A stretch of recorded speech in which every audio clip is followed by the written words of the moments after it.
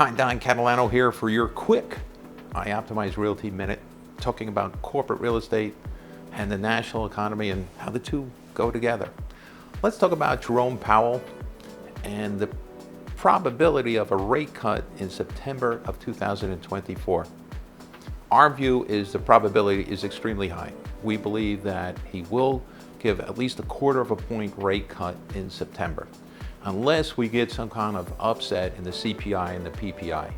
But right now it seems that inflation is coming down. We give Jerome Powell a lot of credit. I know in the beginning he certainly did anticipate the rate of inflation and called it transitory, and we think he's redeemed himself quite well.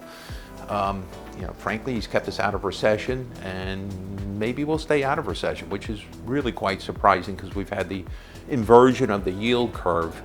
And 18 out of 20 of the last recessions, when the yield curve inverted, you got a recession soon thereafter, within 6 months to a year or so.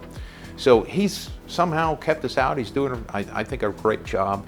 But what is going to be the effect of that 1/4 point rate cut, assuming we get it in September or perhaps in November, right after the election?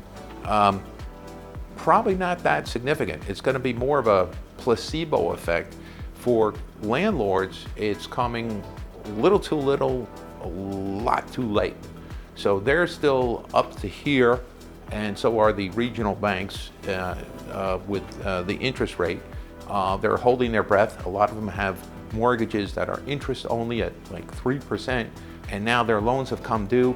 Did you know that, for instance, 80+% of the loans, the corporate loans, not the corporate, the commercial real estate loans that were coming due in 2023 got extended to 2024. You can only hold your breath for so long. So they didn't get refied then. Are they going to get refied in 2024 or 2025? Well, if they have to refi, their interest rate has more than doubled. It's over 7%. And already they're suffering with 50% occupancy, vacancy rates over 20%, in some instances over 30%. So trying to refi that, well, first of all, it doesn't pencil. The banks don't want to refi. There's that too. In commercial properties, they base the amount that they're willing to loan based on the net operating income, which is the revenue minus the expenses before debt. And if your income got cut in half, there's a lot less to talk about as far as how much the banks would be willing to give. So the landlords are kind of in a vice. They have to come up with more equity.